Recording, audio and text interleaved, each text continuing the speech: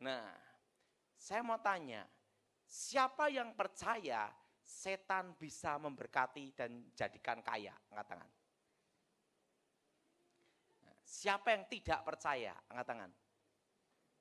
Siapa yang bingung? Angkat tangan. Nah, ingat, yang percaya setan memberkati berarti apa? Dulunya pernah minta.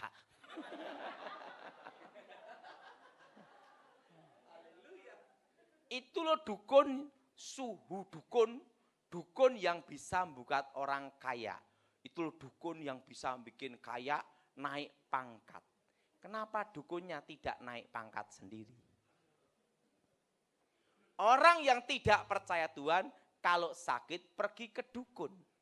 Tapi dukun sakit pergi ke dokter.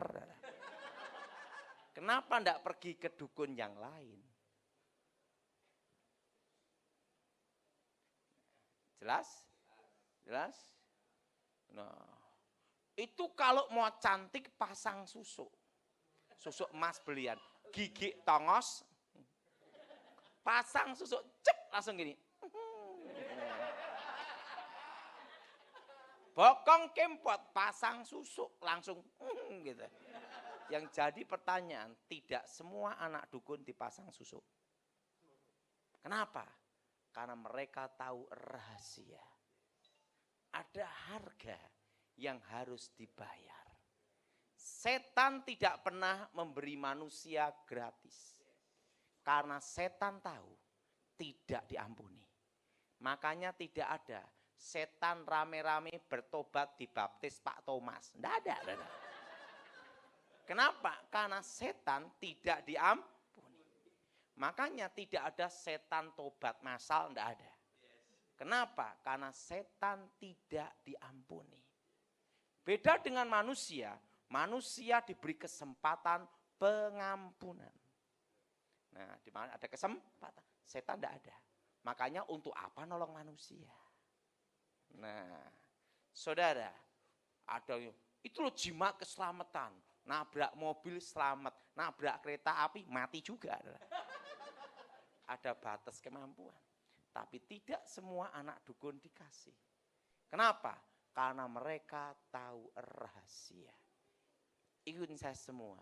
Setan bukan pencipta. Ingat semua, setan bukan pencipta. Apa bedanya Tuhan dengan setan? Ada. Tuhan menciptakan, yang tidak ada menjadi ada. Kalau setan tidak bisa mencipta, yang sudah ada itu yang dikerjakan terus.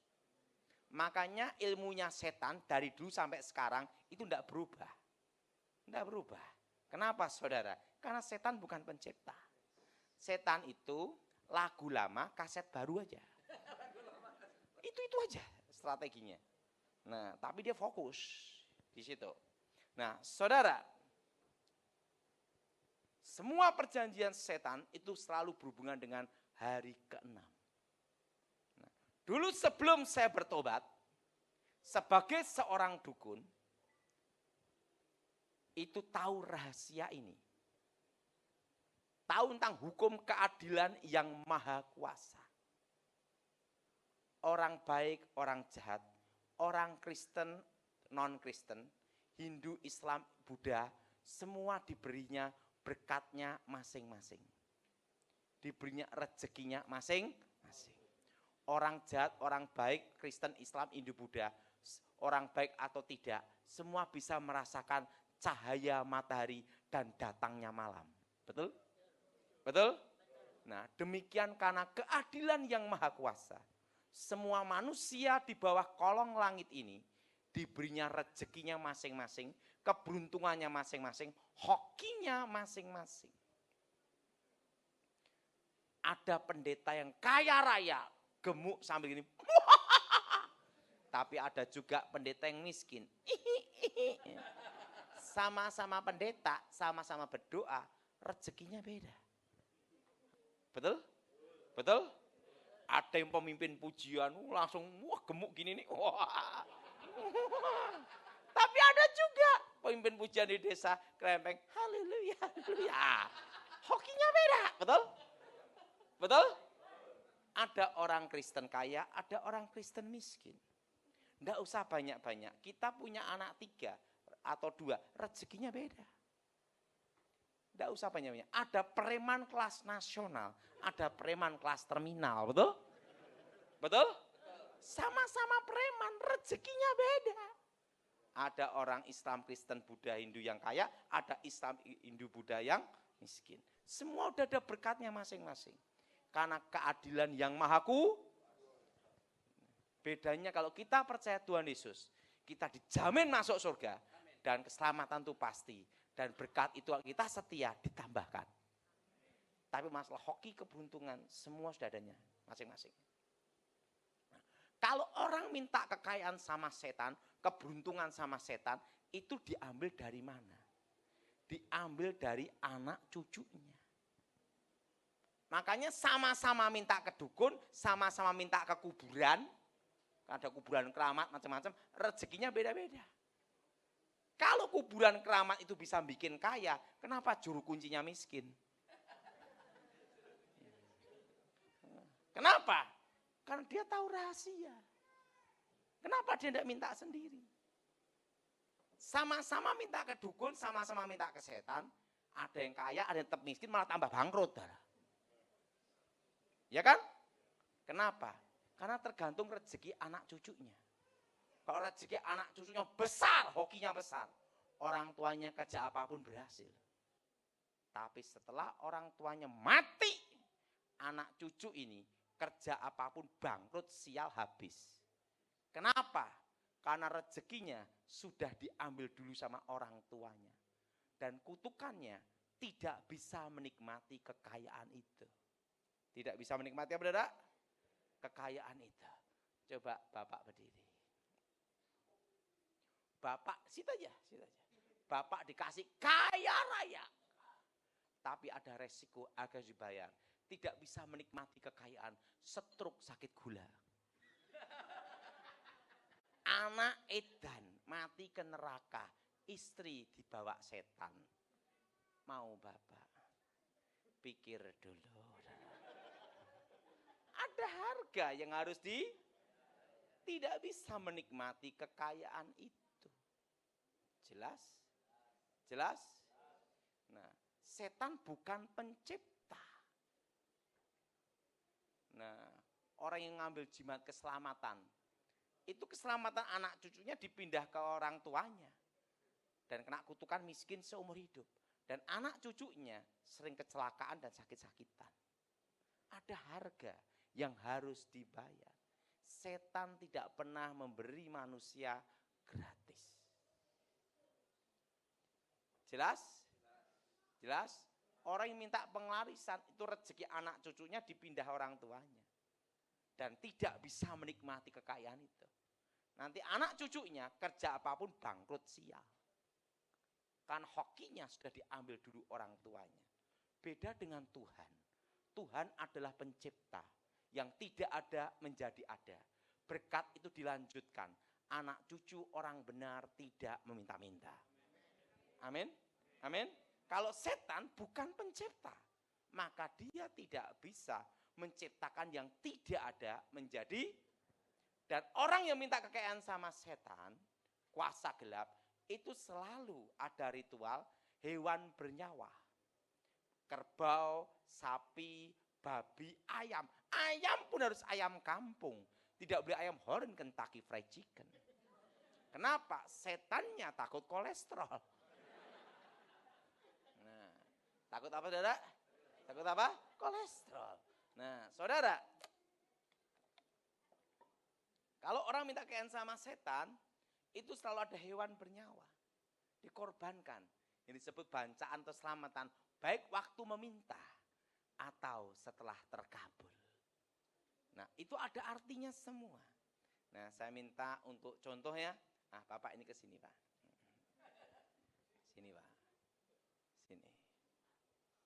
Sini aja. Oke, berdiri aja. Nah, saya minta Bapak ini ke sini, Pak. Sini, Pak. Oke. Untuk jadi setannya.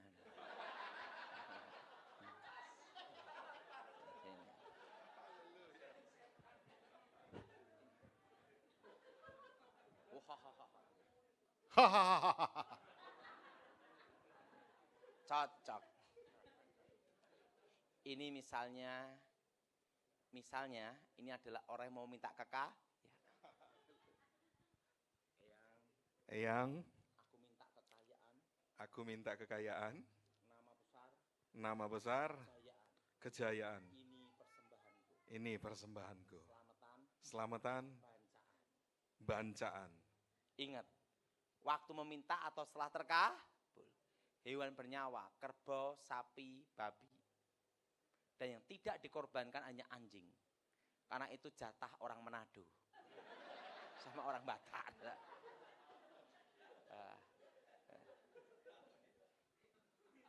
Baiklah cucuku. Baiklah cucuku.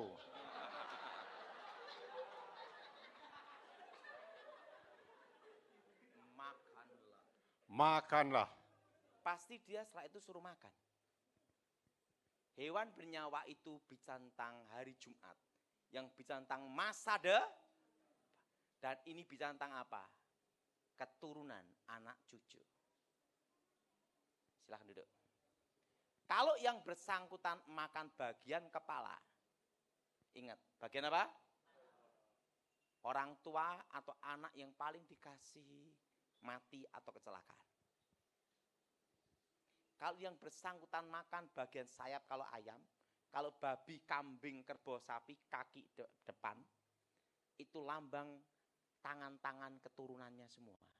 Akan cacat atau kena cedera kecelakaan di bagian tangan.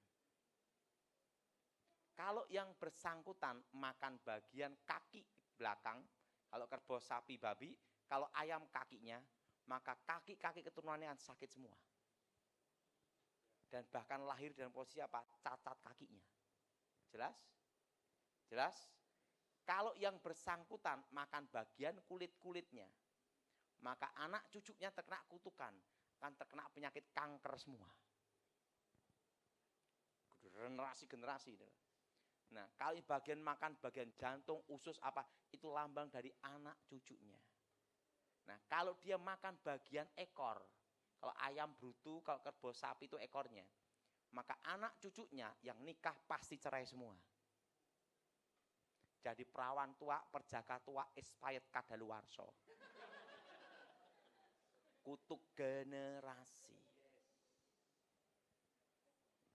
Ada harga yang harus dibayar. Jelas? Ada harga yang harus apa, saudara? Harga yang harus apa? Dibayar. Yang jadi pertanyaan, bagaimana cara membatalkan kutukan? Banyak sekali kasus.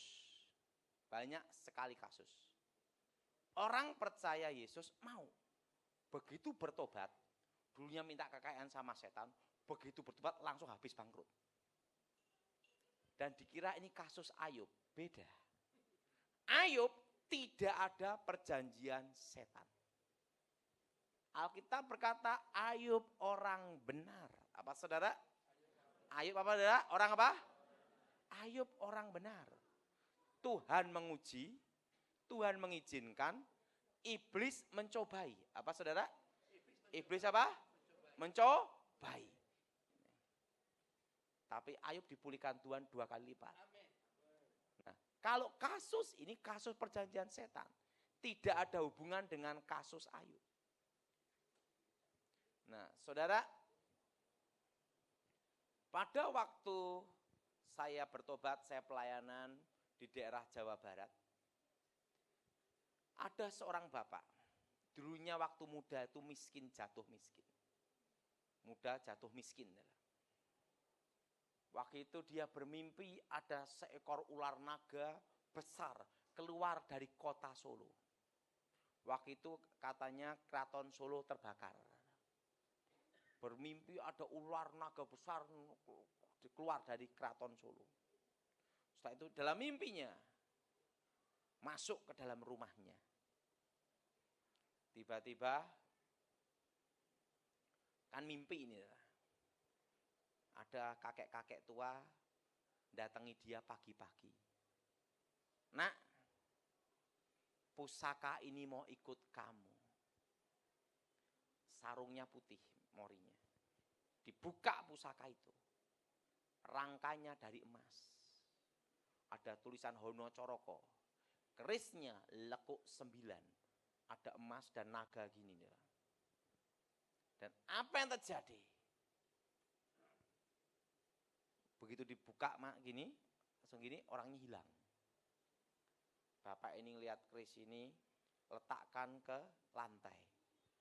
Kalau engkau keris sakti, tunjukkan kekuatanmu. Langsung keris itu berdiri sendiri gini. Lekuk 9. Langsung keris ini diacungkan ke langit gini. Waktu keacungkan ke langit, tiba-tiba walet-walet langsung datang. Wungus. Masuk ke dalam rumah kontraannya dia. Dan 3 bulan kemudian, rumahnya udah banyak sarang putih. Dia lihat ini keris ini. Apa yang terjadi? Langsung dia jual sarang walet itu, cari rumah kosong dekat rumah waletnya orang. Keris itu diacungkan ke langit. Walet orang pindah semua. Wah.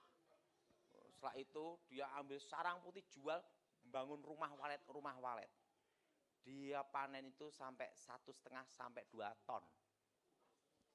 Kaya raya. Rumah waletnya banyak sekali. Tapi dia tidak bisa menikmati hidup. Istrinya selingkuh sama satpam.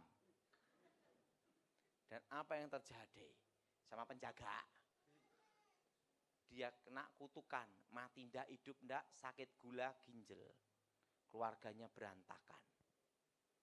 Apa gunanya harta? Kehilangan damai. Betul? Sekalipun dia tidak percaya Yesus, tapi dia itu suka sekali nyumbang gereja. Yang pendeta yang mau ke Israel, semua ke Israel. Kristen, Islam, Hindu, Buddha, semua disumbang dia. Apa yang terjadi? Walaupun dia belum bertobat, tapi sering ngadakan KKR. Nah, nyumbang gereja. Suatu kali yang diundang saya khotbah, itu udah berapa puluh tahun yang lalu. Bapak ini tidak datang dalam KKR. Setiap KKR dia tidak pernah datang. Yang datang hanya uangnya doang. Apa yang terjadi? Habis saya khotbah, pendeta memberitahu saya, Pak Daud, kita akan ketemu donatur kita. Tolong Pak Daud kalau bicara hati-hati. Loh kenapa? Ini donatur kita. Kalau dia tersinggung, stop, gereja susah. Saya ngomong, gereja tidak boleh dari manusia, dari Tuhan. Iya, tapi Tuhan punya hikmat. Gitu lah. Nah, susah ngomong lah sama pendeta. Daripada ribut, ya udahlah. Apa yang terjadi? Saya ikut ke rumah bapak ini. Bapak ini saudara udah tua. Saya lihat dia. Salaman gini. Bapak ada setannya ya. Saya lihat di lemari itu ada ular besar di situ. Bapak ini langsung pucat. Pendeta di belakang. Pak Daud ingat donatur kita. Donatur. Saya tidak peduli ya. Langsung bapak ini ngomong. Memang aku ini kaya karena setan. Pendeta di belakang mengatakan.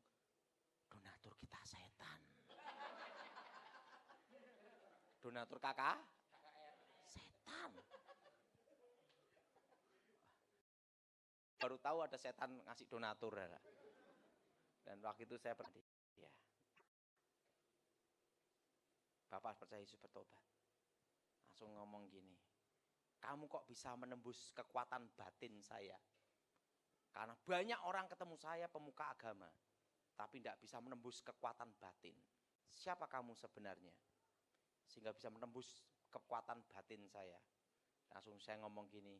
Saya Tony, nama baptis Daud.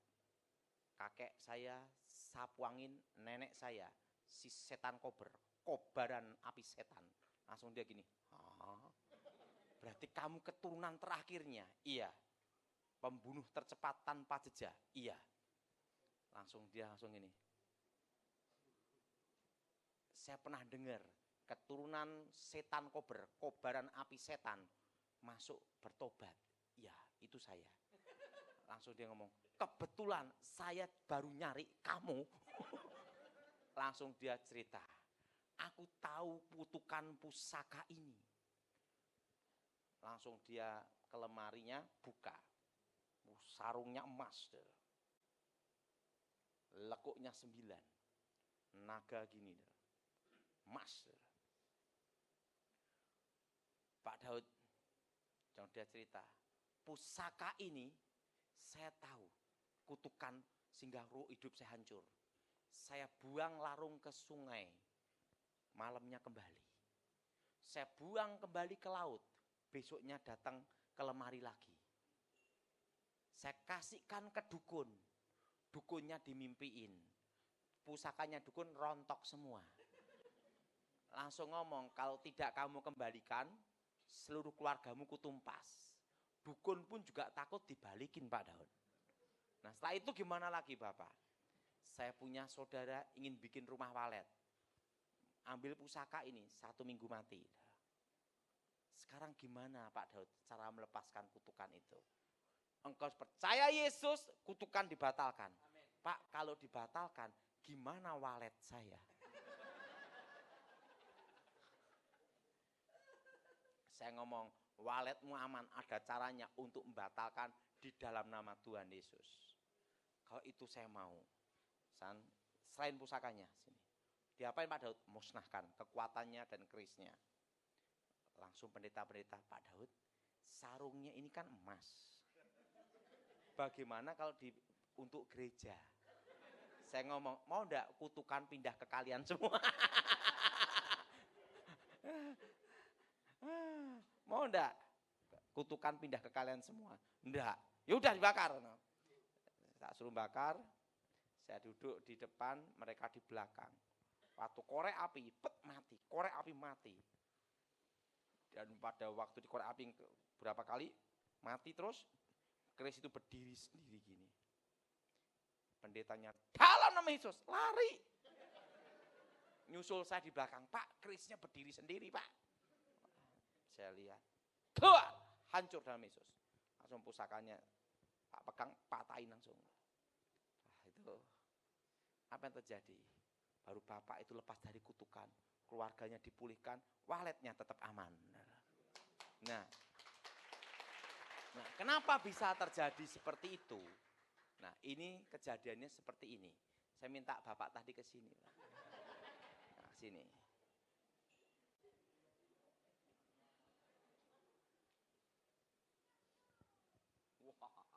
Oh, hahaha.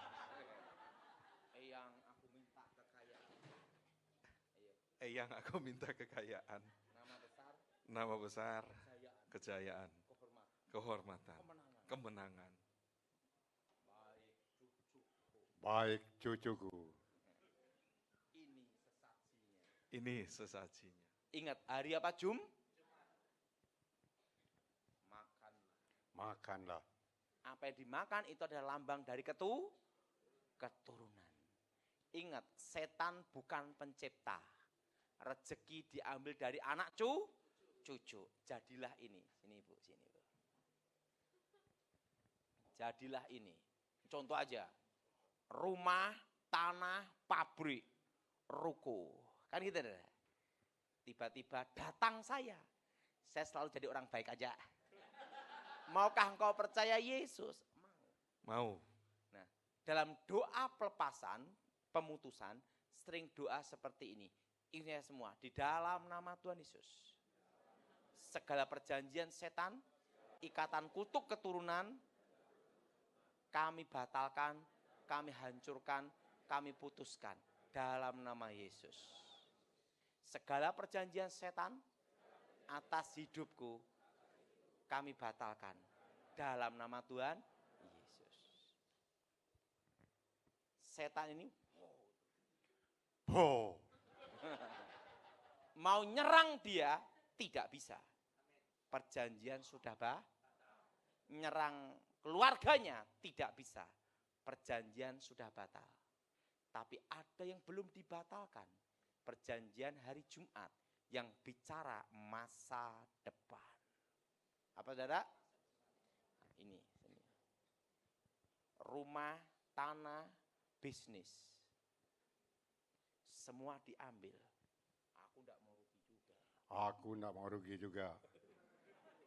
Ini diambil. Sehingga ini, bisnis apapun gagal habis. Ruko, rumah, tanah habis semua. Kenapa? Karena setan ini punya hak atas masa depannya. Nah, oke sini, Bu. Harusnya di dalam pembatalan perjanjian harusnya seperti ini. Ini semua di dalam nama Tuhan Yesus. Segala perjanjian setan, segala ikatan kutuk roh jahat, segala ikatan kutuk masa depan, kutuk keturunan atas hidupku, keluargaku, masa depanku, bisnisku, tempat usaha, rumah tanah, harta kekayaan, kami batalkan, kami putuskan, hancurkan dalam nama Yesus. Darah Yesus sudah membatalkan segala kutuk masa depan, kutuk keturunan, kutuk masa depan, kutuk generasi atas hidupku demi nama Yesus. Amin. Dari setan ini mau nyerang ini tidak bisa. Karena perjanjian sudah batal. Makasih. Tepuk tangan untuk Tuhan kita. Jelas? Ingat, kadang orang mematahkan kutuk garis keturunan. Tapi dia lupa harus ada kutuk perjanjian, kutuk masa depan. Ingat, berkat itu pun bicara masa depan. Kutuk pun juga bicara masa. Orang diikat kutuk seumur hidupnya, betul? Nah, kutuk masa depan itulah yang harus diputuskan di dalam nama Tuhan Yesus.